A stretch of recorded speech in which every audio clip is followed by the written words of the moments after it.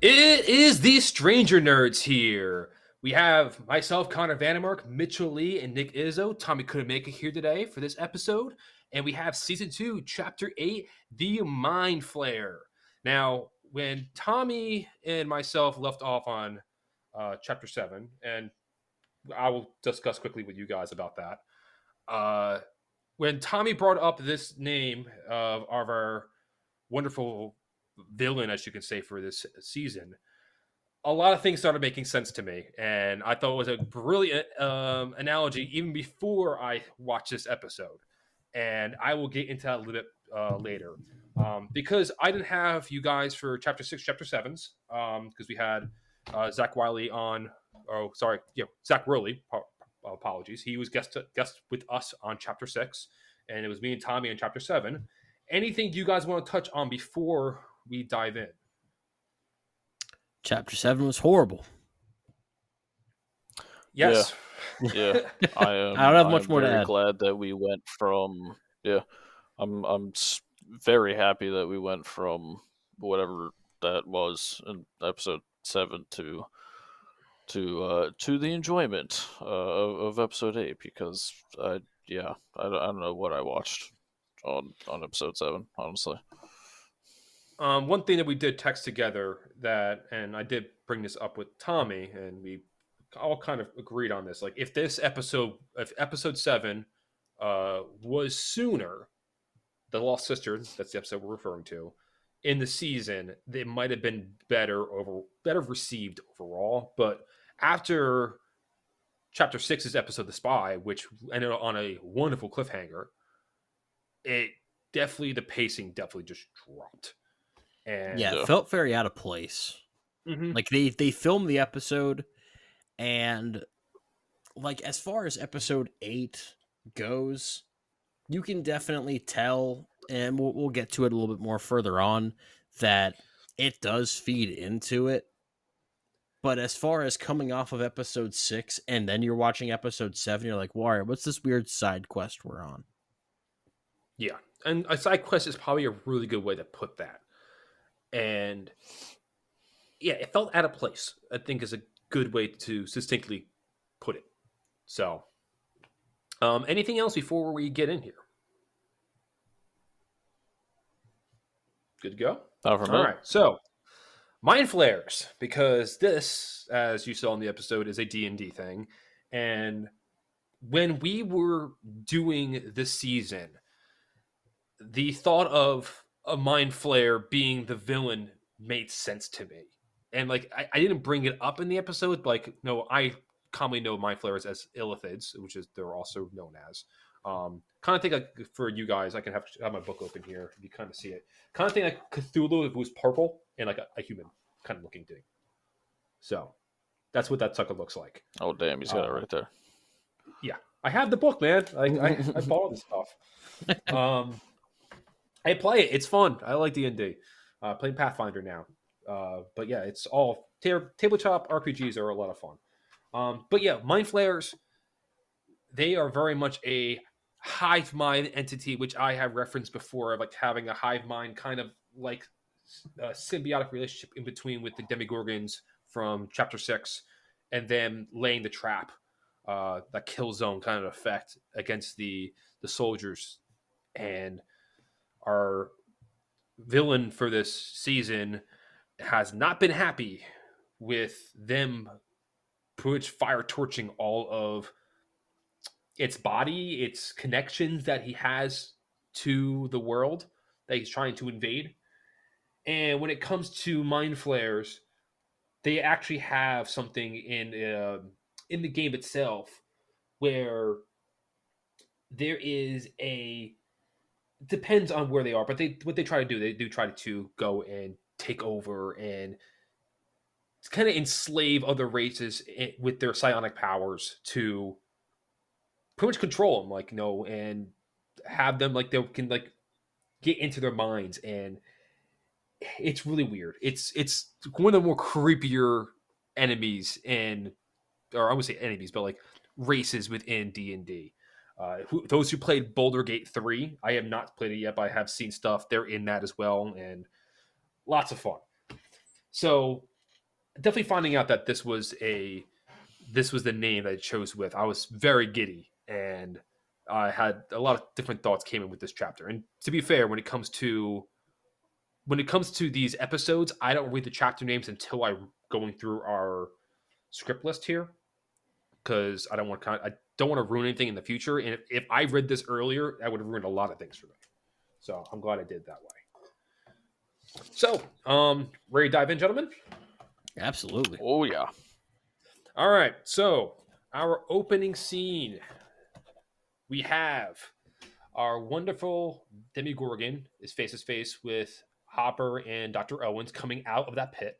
That pit was really freaking tall too. That's one thing I've definitely realized when, like, I'm watching, like, how high did these things climb out of that damn thing? And the Demogorgon's banging the glass. Hopper and Owens like, is this thing gonna hold us? And then they hit the panic button and dash right out of there. Mike claims also that in this part that Will is the spy and he needs to be put to sleep, which I think was great critical thinking on his part of recognizing that he's being used, and to the reference of chapter 5 of the thought that Will could be used as information outlet for the Mind Flayer just as much that Will could take information from it. So Will is screaming, spazzing, screaming that he's lying. Joyce asks Will, do you know who I am? And it takes Will a good amount of time before he says, you are Mom. And then Joyce is like, screw it. Give me the needle. We're going in. Hold him down. And then by this time, the Demogorgons have busted through a steel door and causing chaos in the lab, which I thought the elevator scene was wonderful, where they're trying to close the button and just going through. And then Hopper and Dr. Owens enter the room, find Will knocked out, and then they turn into the security room, and they are held up in there while they see all on the monitors the Demogorgons killing the security staff, and power goes out. So I should have looked this up beforehand, but one thing that definitely came up in my mind was Resident Evil, because it gave so much of that vibe there to me, where it's chaotic. Especially this whole episode overall, is like the intensity of there's times where it's the pacing's moving so fast, and then you have other scenes where it slows down and the tension's just building there, and you're just waiting for something to happen. And it was such a good opening. I loved it. It was so much fun. Yeah, I think it's really strong open to this one. Gets the taste of the last episode out of the mouth, and also, I don't know if we've talked about this much, but I love the Stranger Things opening and the music. And with some shows, or rather with some episodes, it sets up for it in a way where it's like, all right, it's, sure. But this was like a perfect lead into the screen going black, the music starting, and really getting you ready for the next episode. And the episodes that are able to start off like that kind of get a little bit of extra points with me, because they're able to get me just a little bit more on the edge of my seat before we really dive into the meat and potatoes of wherever we're going with that episode. So, well done, Nick. Yeah, I mean, I think Mitchell, you said it perfect with getting the taste of the last episode out of our mouth, so to speak. Yeah, you guys pretty much touched on it perfectly. I think the part where Owens is like, oh yeah, like the what was the glass made out of? It started with the oh man, carbonate. Is that what he said? Maybe polycarbonate would probably the Polycarbonate. Yeah, sorry, my bad. that sounds about right. Sounds about right. Yeah. I don't know if it's an actual thing or not, but I know So there's many different types. as soon as he goes, oh yeah, that's that glass. Like, yeah, that'll hold. In my head, I'm like, yeah, that shit ain't holding. Like, it's always as soon as when they go, oh yeah, that thing's gonna hold. Yeah, then you see the one Demogorgon just like howl, or their version of a howl, and then of course all of them get summoned, and you're just like, oh yeah, no, they're gonna get through that very quickly. So yeah, See ya. for that to be the opening scene, um, I was like, oh okay, like all right, we're getting somewhere now. So I was happy. So then I thought it was a very interesting transition because how we start up after the title screen is going over back to the Hargrove house where the house of Max and Billy. So their parents get home with the first introduction to their characters, Susan and Neil Hargrove, and they find where Max's window is open from her door, from her bedroom, and she's missing. And the stepfather, no, Billy's father, if I remember correctly, loses it on Billy, who is currently gearing up for a date, smoking a cig, and all those cool kids things do. I guess at least back in the 80s. Getting his groove on. Get his groove on. I don't know. No, I don't think he was dancing, but he was like, all right, starting to feel himself a little bit. He was jamming. Hey, props to him. Yeah, he was definitely. Yeah, and then because he did have music on, didn't he? Yeah, it was like Metallica. Like, did you see where he put the cologne? Oh, on the wrist. Yeah. But where else? He was getting ready. He stuck his hand right down his pants.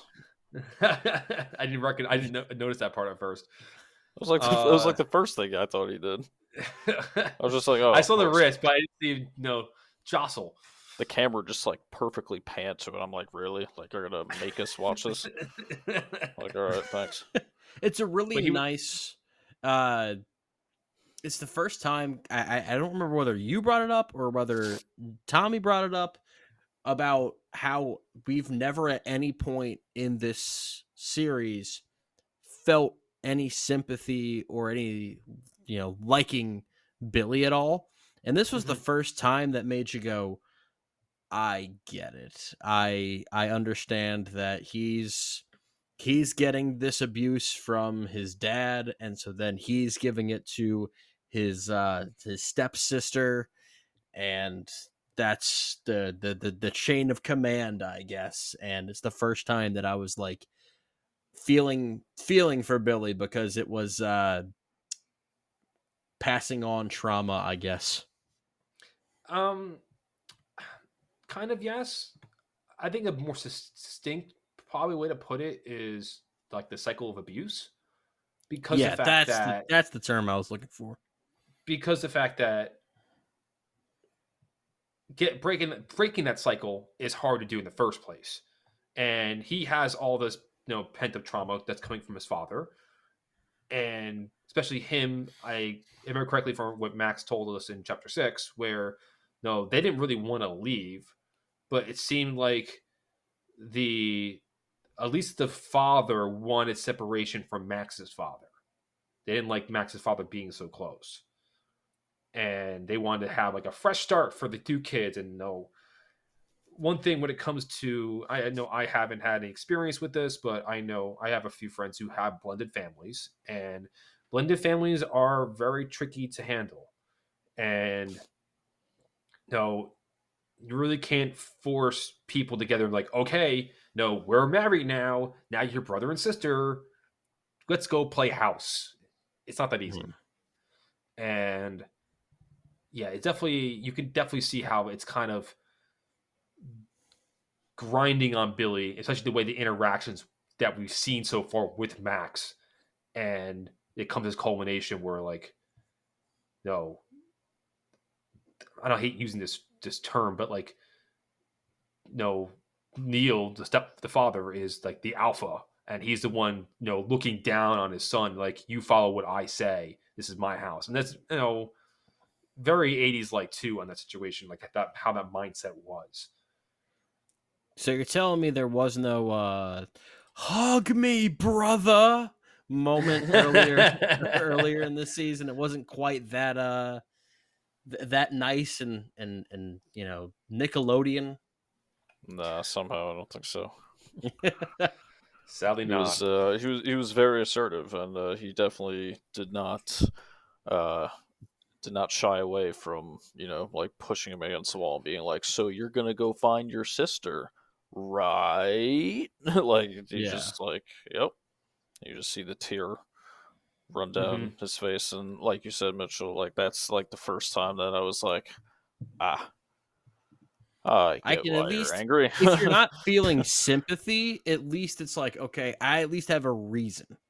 It's Yeah, not just an Right, out of nowhere thing. There's a reason why you're being such a dickhead this whole series.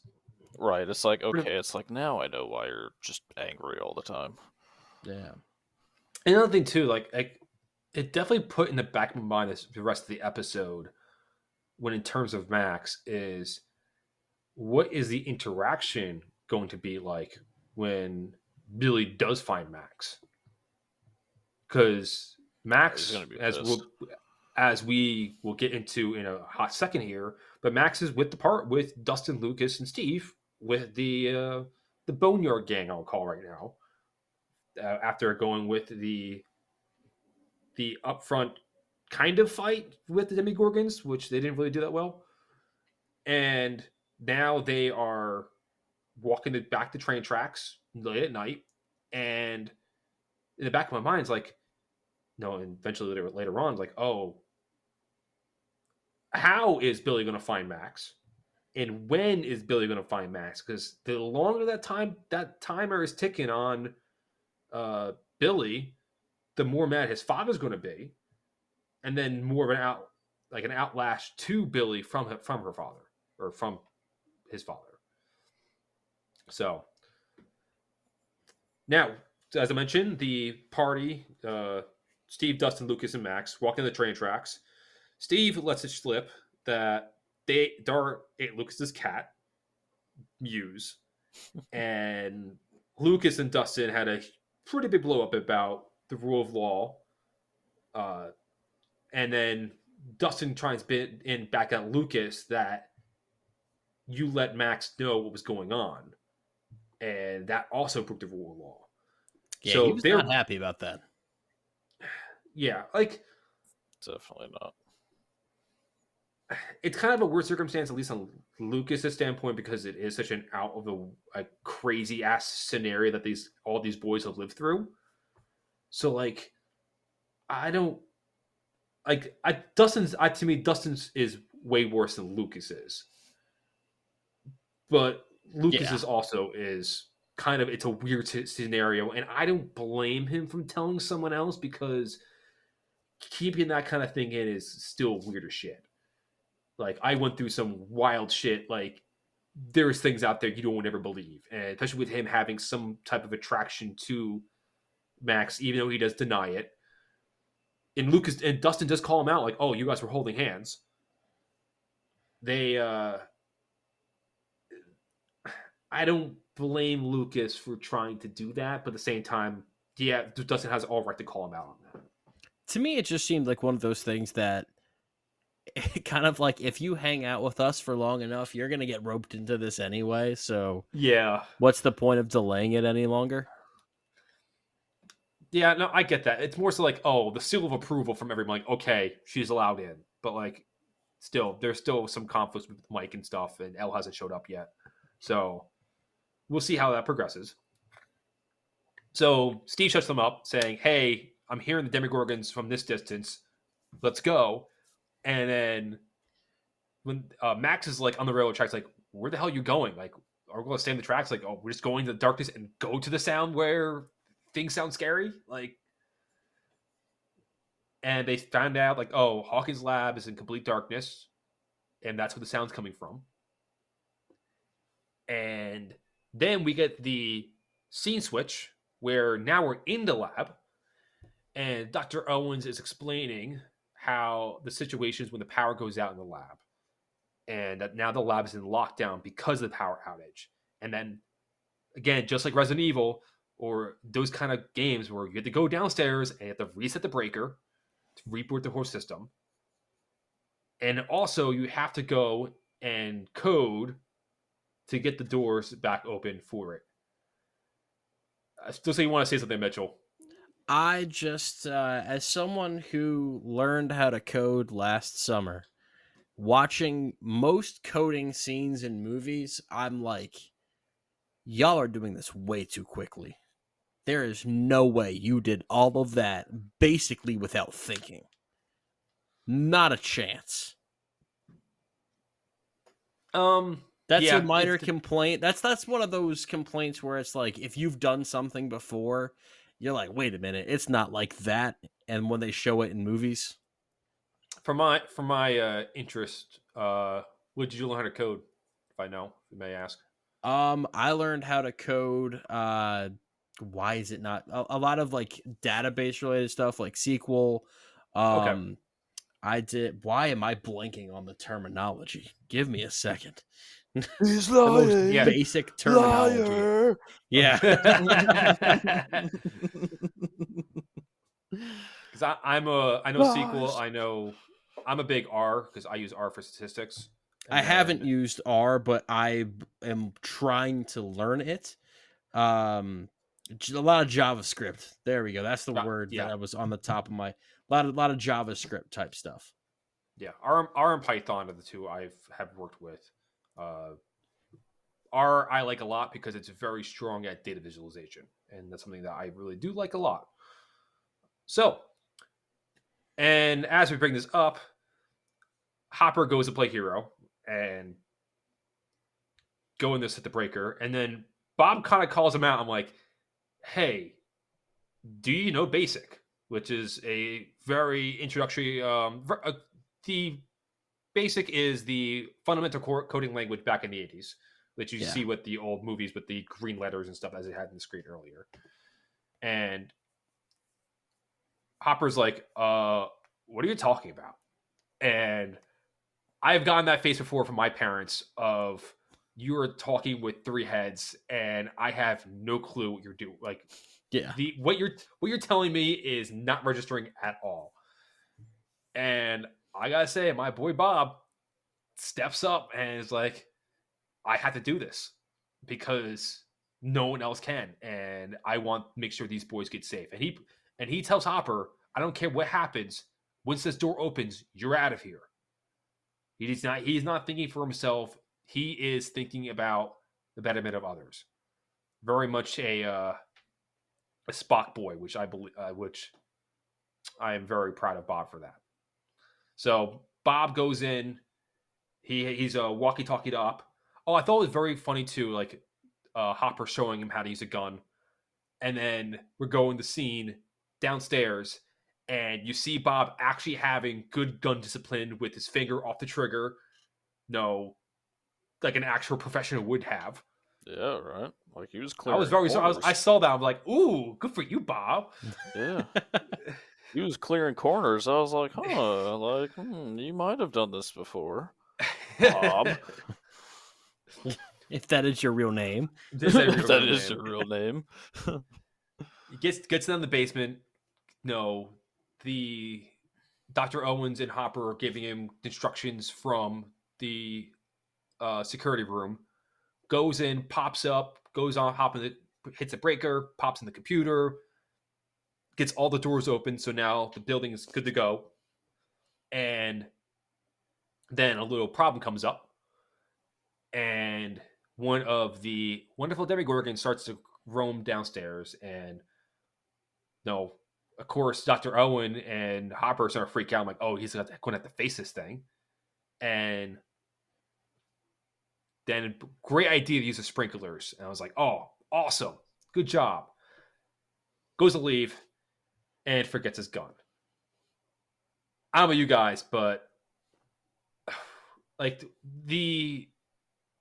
when he said, don't wait for me first, it was like, all right, Bob might die here. When he forgot his gun, I'm like, shit, he's dead. R.I.P. I thought the same exact thing. I'll tell you. I suffer from a problem what the moment that I go ahead. predict a lot of things when I watch. I predicted I predicted that as soon as he volunteered to go reset the breaker. I suffer from predicting things when I watch, and I'm like, I gotta just watch it for what it is. But I've seen too many shows and movies that as soon as he forgot the gun, I was like, oh. Yep. I was just I like, was I like, drew up my oh. head. I was like, oh, come on. I will tell you this. There were 3 things that I remember distinctly about watching this show from when it came out in October of 2017. And that was something that happens in the next episode. The fact that they meet Max by Max breaking a bunch of records at the arcade with the name Mad Max. And the fact that as soon as he said Bob Newby superhero, I thought, this man is dead. Those were the 3 things I remember distinctly from this, and I forgot because it's been a minute, and this is my least favorite season of the series. But I forgot that he had died while watching that particular episode. And so once I heard that line, I thought, oh yeah, that's right. R.I.P. He's not making it out of this. There's no way. My boy. Yeah, no, but he goes out. I thought the way he went out was. I had a little bit of an issue with it because he's just standing there looking at Joyce. Let's get to there because some things line up to that first. Okay. So, meanwhile, because while this is all happening, turns out that Jonathan and Nancy, after arriving at the craziness that is the Byers house with all the things on the walls, they arrive at the lab trying to get in, and then turns out that Steve and the children all woke up like, hey, what are you doing here? And they say the same exact thing to them, which I thought was very funny. And Dustin trying to open the door is like, I can make it work. Bob unlocks everything. Doors open up. No, good to go now. Then Bob's going through the tunnel while Hopper, Joyce, Mike, and Will both get out to the entrance. And Dr. Owen's tone's like, okay, no, this should be a straight shot. We should be good. Make it right here. He's directing through. Demogorgon shows up, ducks him into the closet, and I thought it was a nice, good tension scene right there. Building up. Demogorgon walks past. Like again, Resident Evil. It's just it was such good tension. I loved it so much. I hate Resident Evil because it's so good at doing that, and I get such anxiety playing that game. Yes. And it a good game for that. Turned it up on me during this episode. And it's like, oh, this is hard to watch. And open the door, and of course the fucking broom just drops. That damn broom. I literally said the fucking broom. Like, it's like, you gotta be kidding me. Like, it had to be the broom. Well, as soon as the camera it was slow mo, I was like, oh, something's falling. Something's happening. I'm like, this ain't good. Something is happening that is about to have consequences. Right. And I want to mention too is when everybody else left, Owen stayed behind.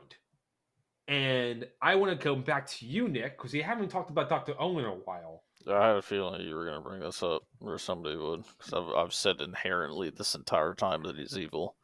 Yeah, that he's up to something dastardly, I think was the quote. I used the word dastardly. Wow, damn! I'm impressed with myself. Maybe I'm wrong. I say that? I definitely did not say that. Either dastardly or nefarious. Either way, you broke out a nice word. Well, I know nefarious. I don't know if I would have said that at that moment, but anywho, I still don't fully trust him. Honestly, I think he is saving his own ass. For the most part of the percentage. I think there is a percentage that is good, but I also think more of the percentage that he still has some type of plan, I guess we'll say. He's got a card up He's his scheming. sleeve. He just hasn't played it He's yet. scheming. I think Good he's word, I like I that. think he's scheming. Like you just said, Mitchell, I don't think he's played his final hand yet. See, All right. I'm in a situation where I kind of feel the opposite. Where, to me, I think Dr. Owens is kind of showing regret, and what's the word I'm looking for now? Penance. I think is a good word to put it, because the fact that he had no idea the tunnels were going underneath Hawkins, because it wasn't until they started actually testing the soil that like, oh, something's weird going on here. And then when they found the tunnels, when Hopper was stuck down there, they're like, oh, this shit is worse than we thought. And then that's the kind of the turn I think of seeing their character is like, oh, what Will's saying isn't PTSD. It could be a part of it, but his interactions are actually real. And to me, I see Owens as someone who he could be having his own ulterior motives, but at the same time, he's the one who stayed behind to help Bob out. He told everybody else get out of there first, and he could have left Bob in the dust and just left with everybody else from the building and saved his own ass that way, and he didn't. And we don't know what happens to him after this whole event, and we probably find out something in chapter 9. But I thought it was a good move. It was a nice move by him. Like if he was such a person who's looking out for himself, I would have saw him as someone leaving the party or trying to do something else to bring himself more of a reward for him, like him staying alive or something of that nature. So, Now, I have a so quick then question for you guys. Oh, go ahead, Nick. I'll just pose one quick question then, because I'm just thinking about this, but thinking on the other side. So while everybody else is leaving, and he decides to stay. To me, I almost think like there's a reason that he wants to stay, because he could escape. But is it just to help Bob try to escape? Because ultimately, I just think he's got some other angle, and it could be good. I could just be wrong this entire time, which is perfectly fine. But I also don't think he would stay just to try to help Bob escape. So that's fair. That's why I think he's got another card up his sleeve. Or it could be a situation too where like, oh, he's going to try to burn documents to hide and cover up what's actually was going on here. Right, exactly. It could be something like that too. Nefarious activity. There's that word. There it is. So, Mitchell, what was your question? My question was less to do with this and more of just like a general sanity thing to know who I'm podcasting with. Do you guys recognize the actor that plays Dr. Owens from anything? Nope, I do not. Again, awful with this. Nick, save me here. Come on. Save me.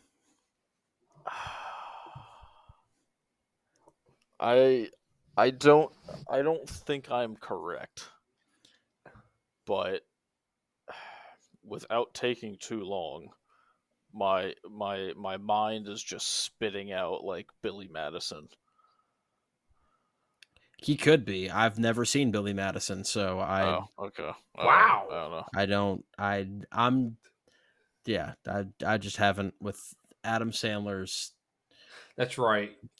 Maybe on the on press play action we'll get to Adam Sandler at some point. I'm sure we will, but that's kind of the area that I've got a little bit less knowledge in. But if you've ever seen the movie Whiplash, that is Miles Teller's dad in Whiplash. And if you have not seen the movie Whiplash, you need to change that because that's one of the best movies I've ever seen.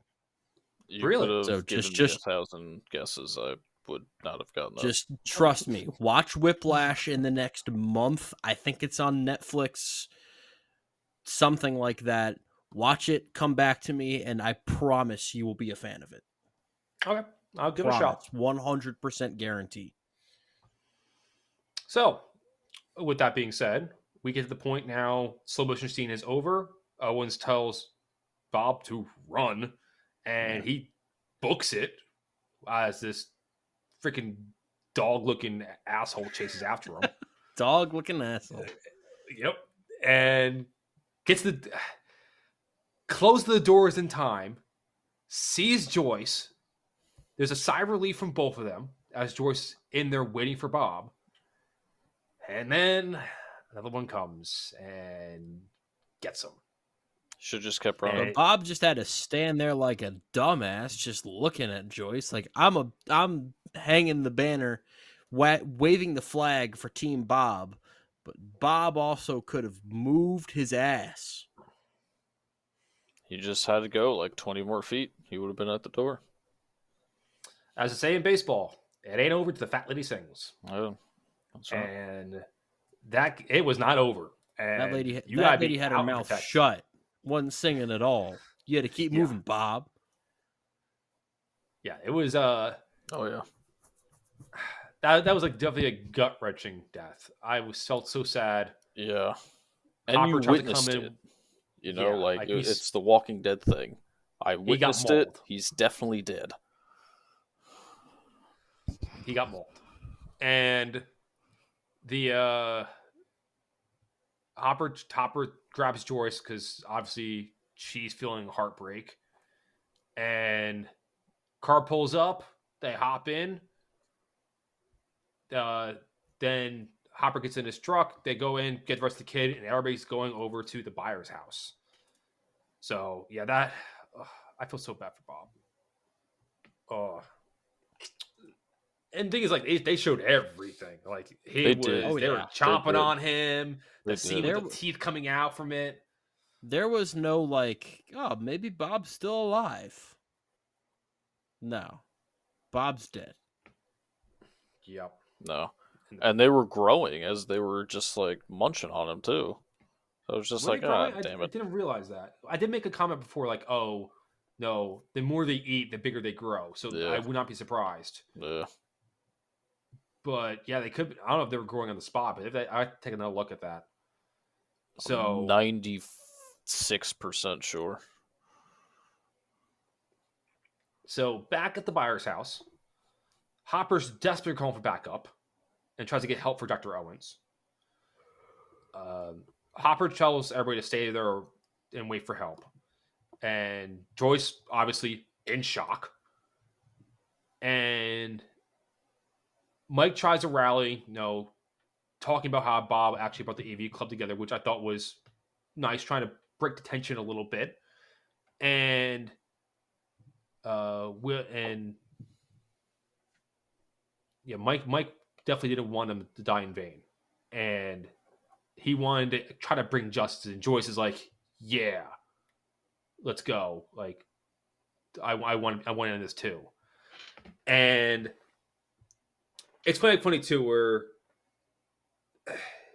again I'm thinking like of Max, who's thrown in the situation because she's the new kid in the block of all the shit's been going on, and in the past, 6 hours, her life has just turned on a complete 180 of whatever I thought I knew, and these kids thought that we're fucking crazy are not, and there's some weird shit happening in this goddamn town. And then they're trying to figure a way to fight, and as they did with the Demogorgon earlier, and as Dustin nicely called them the demo dogs, which I thought was very cute. The analogy to the Mind Flayer comes up as they try to think as the Shadow Monster is like a brain. And so they talk about how it's a monster from another dimension that's so ancient doesn't know where even though its true home, and it slaves races of other dimensions by taking over their brains and using their highly developed psionic powers. Uh, Steve has no clue what's going on. Max is even like dumbfounded, and Hopper's like, "Just get on with it. I don't care what the hell this fantasy thing is, but like, I don't blame the kids here because the fact that this is a way to at least have some tangibility of something that they don't know."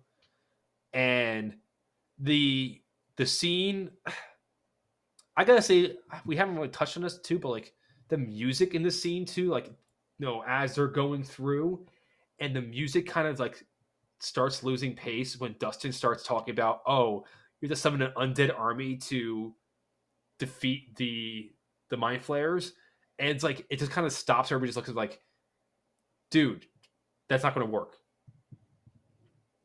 And then when they come back to the plan, the music picks up right back up, like, oh, we're back in it again. So the clever thing that they thought of was because they know that Will can see into the Mind Flayer's visions, but they also now know that the Mind Flayer can see back. But Will has at least some knowledge of its weaknesses, and if they isolate Will and put him into a location where the Mind Flayer does not know where he is, and Will can still at least spy on the Mind Flayer, then that at least give him a leg up on the advantage to come up a way for Will to buy him time, or buy every all of them time to keep the Mind Flayer off their backs. So they make this nice little 80s montage of them building this interrogation room in the shed, and all of them trying to team up, and they have a nice spotlights come on him to kind of get like that, the old what's the kind of movies called again? Where they have the black and white movies. I can't think of them now. I thought Silent? they were just called black and white movies. No, as in like the crime drama ones, like the noir. yeah. Film I noir. couldn't. Yeah, I just couldn't think of that genre. And during the interrogation, Hopper and Joyce are kind of interrogating him, and Will's just screaming, "Let me go!" The lights are flickering, and it's like, no, it's definitely like showing everybody like, "Oh, I have the power here." I'm like kind of flexing it in a way. As he's pretty much bound by extension cords and other electrical cables to keep him down tight on that chair. And he's like switching voices, very like Exorcist like. And then Joyce starts talking about his birthday and like trying to bring Will out from his subconscious, I guess, because the Mind Flayer is taking over. And you have Jonathan talking about them building Castle Byers when his father left.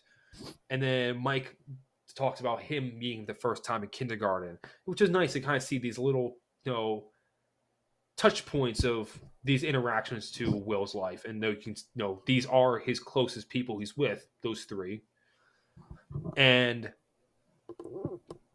Hopper notices a twitch in Will's hand, and then he sees him tapping. And he recognizes like, oh, no, Morse code.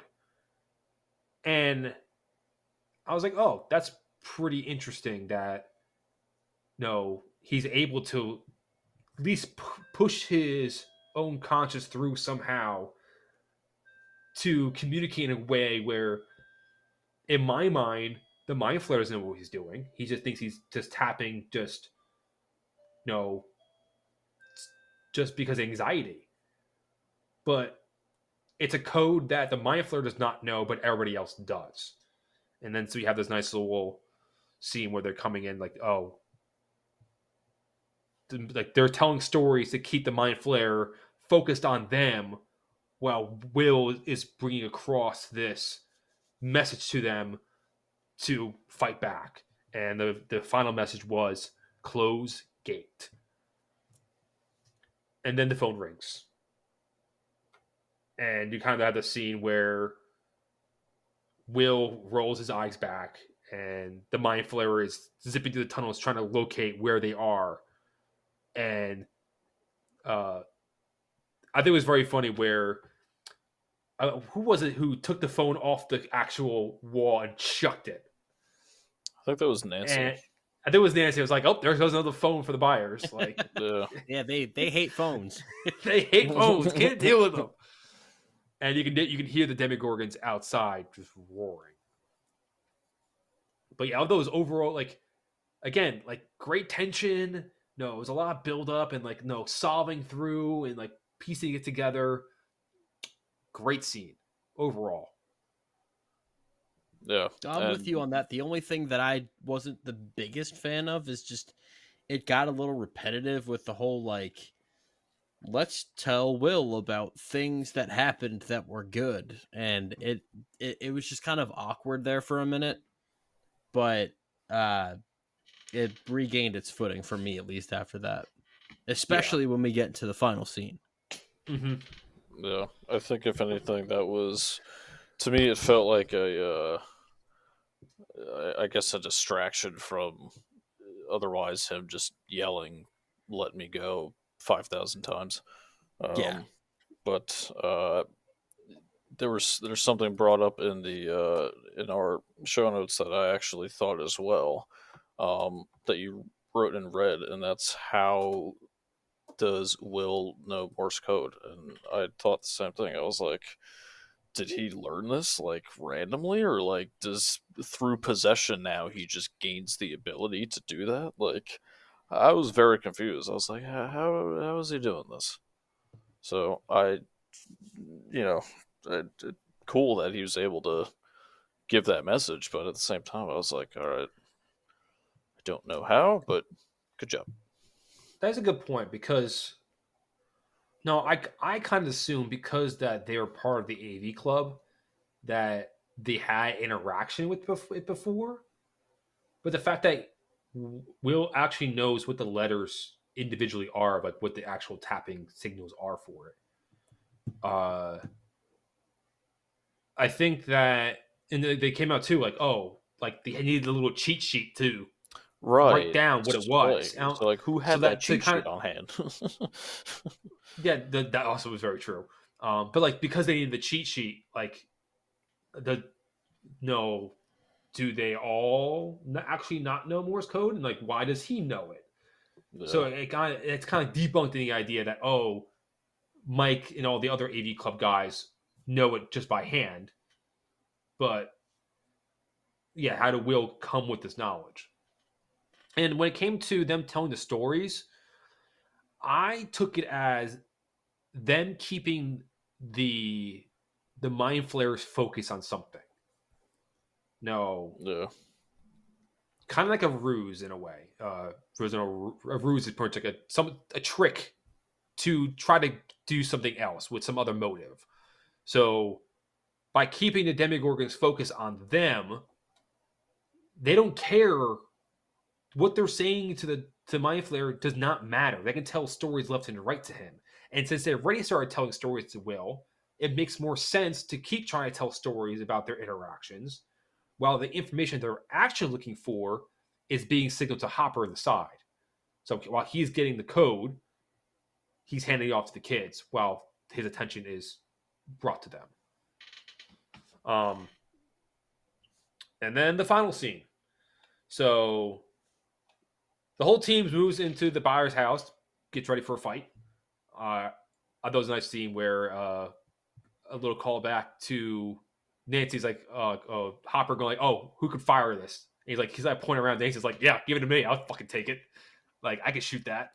Yeah, that was a good callback to when her and Jonathan were shooting in the first season. Yep. And that was the first season, right? That was the first season. Yep, they were shooting Yeah. the cans, and Jonathan was a shitty shot, and Nancy was like, "Here, I'm gonna give it a shot." Yes, I was Boom, like, like oh, 3 in a thank row. you, Yeah. not Jonathan, anybody but him. Yep. Yeah, Steve had his bat. Lucas had the wrist rocket. Mike's holding some trophy, or I thought it was a candlestick kind of like That's a what kind I of thought it Clue was too. reference. Yeah, those that was candlestick, like from Clue. the worst thing you could have picked up. Like, what the hell? Come on. Get a Yeah. knife from the kitchen. Yeah, thank you. That's what I said. It's like, come on. Even a fork. Even a Even fork a would have been fork. something. That was spork. A spork. A plastic spork. Jonathan's holding Joyce. No. Dustin and Max hide behind the group. According to this is a Lord of the Rings reference. This was as the current resident expert of Lord of the Rings, Nick. Yes, no. Say that This again? whole this huddle up. This is definitely a Tommy thing. This huddle up? It's a Lord of the Rings reference. According to Tommy, it probably is. No. Stop. I don't know. What's Lord of the Rings? No. I have to ask him about that. I don't know what exactly he's referring to. That would be a reference. I'm gonna Jonathan is token head, holding so Joyce and People Dustin standing near each other? also Yeah, I kind don't of think that kind of weirded me out too. Them all looking at one door where there's multiple entrances into this household. Like I thought they'd be like all facing different directions. That's something I was definitely. I guess the way they were lined up was like from a scene. I'm trying to think like what scene? Like what? I don't know either. Just kill it. So we hear a bunch of screeching and bashing sounds. Then a dead doormaker worker flies to the window. See the locks and the doors come off, and there was 11. And everybody's in shock that she's alive. Mike and Evan like look at each other, very smiling at each other. I've had mentioned before early in the episode, Max did talk about 11 to Mike. It's like, oh, I see why she's part of your party now. It's like, no. She lets Mike in on the knowledge that Lucas let her know what actually happened. It's like, no, she seemed cool. Like, she seems apologetic to Mike about how she kind of treated him earlier. And now seeing the proof that everything they were saying was true. What Lucas was saying true. That like, oh, he actually really has a connection to this person. So my girlfriend made sure I had to mention this on the podcast because while I do think of really good things, sometimes I go too far in the hole and I completely forgot about 11. To be completely honest with you, after the whole stupid episode. So I actually thought it was Billy at first. I thought it was going to be Billy as well. I was like, Billy. I was watching this. I was watching this with my fiance, and I was like, I turned to her. I'm like, why was I genuinely surprised that was 11? And she basically said, "You fucking idiot!" Like, so you guys are gonna laugh, because seeing the shoes, to me the shoes looked familiar. Not thinking, oh, it was the previous episode. I thought it was Barb. I don't know why. Yeah, no. Oh wow, yeah, no. I thought it was more like because Barb was stuck in gonna do. I thought Barb was in the upside down. I thought like, oh, like she'd been dead. The mind flare maybe possessed someone else. Oh, and it was Barb's... like, I thought like maybe killing the Demogorgon through the window was kind of like I thought it'd be like a distorted Barb of like all like mangled up and crap. But like sending the Demogorgon through the window would be like a message sent, and there's like, oh fuck you, I'm actually the main villain. No, I don't want to. As soon as I saw the shoes, I was like, that's not Billy. I don't want to give anything away, but like you never see, but get Barb out of your mind. You don't need to worry. You don't need to worry you don't need to worry about Barb related items ever again. Barb is a confirmed kill. Does that also unless something strange comes up in season 5 that I don't know about? You don't need to worry about Barb. Yeah, but my girlfriend's like, Barb's dead. Like, I was like, I love you, but like, that was just dumb. I'm like, yeah, it happens. Yeah. Hey, I call the hive mind thing I said earlier. I did call that one. I was very happy about that, at least. So you did. So So episode ratings.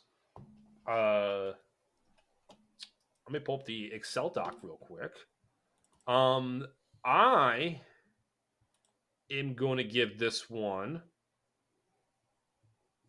I'll I'll say a 9. I'll say a 9.65. I go Mitchell territory in this one. I want to go a half on this one.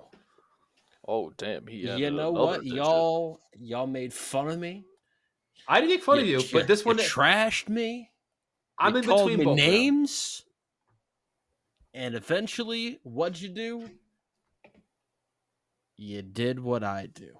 So I knew this day would come. Nick, you want to jump on board? What exactly am I jumping on board with? We're rating. Multiple Oh, decimals. no. Oh, okay. This is a one-time thing because I was in between 9.6, 9.7. I was like, you know what? Screw it. Down the middle. Here's the thing about one-time things. They never really are. It's a gateway drug to multiple usage. Come on, Nick. Sure. You know you want to. You want to be more. Sure, Jan. Well, you want to be more like in the something weeds. I'm realizing now. Theoretically, every rating that we give, if we have even just one digit behind it, is a double digit because you just throw a 0. So technically, every rating that we've ever given is a double digit. You're no science. Fun. That's scientific notation, baby. Scientific notation. Just kind of came across, but anywho, 9.2 is my rating. I thought it was one of the better episodes I've seen across both seasons, and I was genuinely surprised with like actually how much I enjoyed it, considering the previous episode that we all watched. And to our listeners, that is a 0.05 or a half of a decimal point off of my top score of a 9.7, and that is tied with Nick's top score of a 9.2 for his. Oh, I did get Tommy's score. Tommy gave it a 9.7, so that is his favorite episode so far in Stranger Things. Okay. And Nick, give me your prediction score for Mitchell for this one.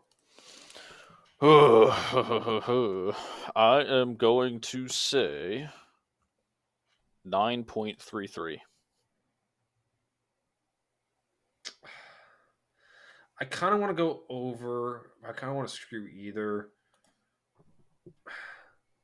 I'm going to go 9.41. The price is right. The rules are rules. And Tommy did go a 9.27 on this one for Mitchell's score.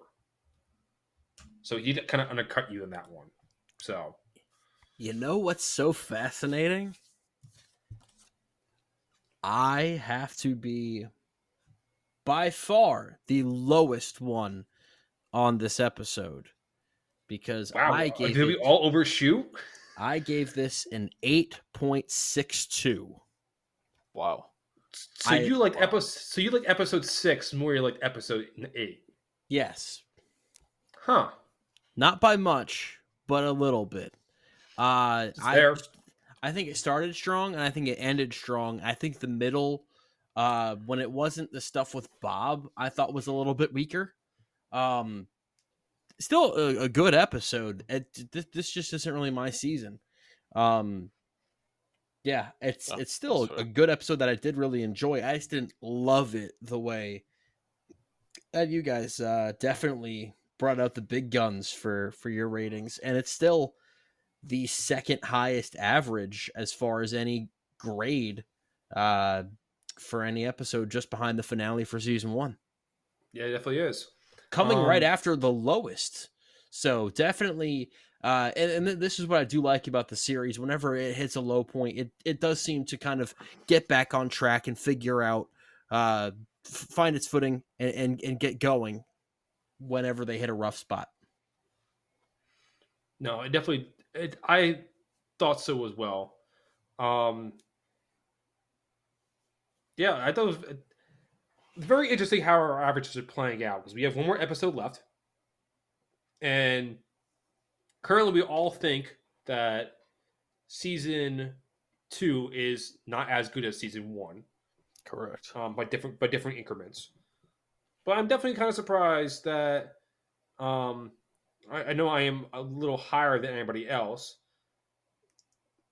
but yeah, Nick's definitely on the lower end of things. So it's a 7.35 average, and then Mitchell's a little higher than that. And I'm I'm towards curious to see whether or not Nick has a Okay. higher grade for the season than I do, because the last two he's been much higher on than I have. So Oh. Nick might end up with a higher score than I do for season 2, Mm. we'll after find being out. the one with the lowest score in season 1. I'm gonna give the Hey, finale a 0. No, I'm just kidding. hey, I'm Mitchell just kidding. I'm not doing that. Mitchell had the second highest score average for season 1 behind me by a percentage point, 0.1. And then in this one, there is an almost full point behind me on this one Yeah, for our rating. we were all kind of in the same range, 8.2 to 8.7 for season 1. We could have a lot of difference or variance in season 2, which is fascinating to me. Yeah, a little bit. But I'm Again, glad that like you're so high on it. I mean, honestly, I would I rather am. someone be really high on it than really low on it, especially you who hasn't seen this series before, and I think still has a lot of really cool stuff coming up. Yeah, no, I have. This has been a really fun watch for me, and a little. I am kind of sad I didn't start from the beginning like everybody else did. Because now I'm like I see what all the hype is about because the hype is real. Hey, you'd rather And have that than it was overblown. I didn't really care for it. I've been hearing about this for years, and it never lived up to the hype. yeah, and it's kind of weird because no, I have seen I think 2 episodes from season 4, and that's what kind of even got me more interested. Like, oh, how did we even get here in the first place? So it's kind of a weird like. There's a death. I'm again not saying anything, not even gonna hint. Bob's death was just had me like, oh man, why'd you have to kill Bob? There's a death that happens down the line that just demolished me. So stay Well, tuned. we will look forward to that. Sure. All right. So, um, anything else, gentlemen, before we head out of here? Season 2 coming to a close soon. That's right. Season finale, the Close gate. that gate. Close that gate. Yes, close the gate. Follow us on our socials at Stranger Nerds on Instagram and Twitter. And that's it for us. We will see you guys next week for our season finale. Have a good one.